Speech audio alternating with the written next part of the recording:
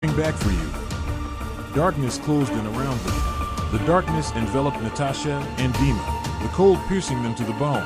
The figure in black took another step forward, its scarlet eyes glowing in the night. "No," Natasha whispered, backing away. Dima squeezed her hand, trying to keep himself from panicking. They both knew who it was. Artyom. But was he still himself? "Are you alive?" Dima's voice trembled. Artyom tilted his head, steadying them. His facial features were the same, but his skin now seemed marble pale, and an oppressive aura emanated from his body. "I exist." His voice was alien, deep, like a whisper of many voices at once. "I've become what I was meant to be."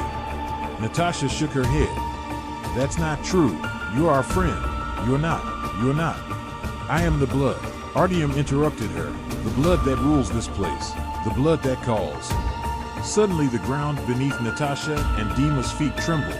Scarlet streams flowed from the cracks, as if the earth itself was bleeding. "You came to me. Now you are part of it." Natasha grabbed Dima's arm sharply and rushed away, but Artyom only raised his palm, and an invisible force knocked them to the ground. They fell to the frozen ground, panting. "You can't leave." Dima clenched his fists. "If you still remember us, if there's anything left of the real Artyom, let us go." Silence. For a moment, doubt flashed in Artyom's eyes. There was still a struggle inside him. "We are your friends," Natasha whispered. Artyom closed his eyes. The whispering in the air stopped. The ground stopped shaking. "Go away," he said at last. "What?" Dima blinked, not believing his ears.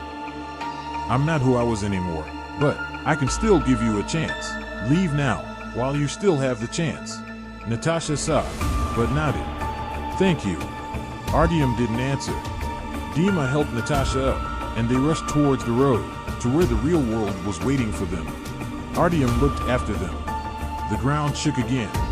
He picked up the book that still lay at his feet. The bloody letters disappeared, giving way to new words. "You have chosen. You are now a guardian." Artyom exhaled. He knew he would never leave this place again. He knew he was now a part of it. The mansion reappeared behind him as if it had never disappeared. He turned around and walked inside. The doors slammed shut. Epilogue. A year had passed. Natasha and Dima didn't talk about that night anymore. They moved to another city, trying to forget. But sometimes, in the complete silence, Natasha would hear a faint whisper. "Blood remembers." She knew it wasn't a dream. She knew Artyom was still there, and he was waiting.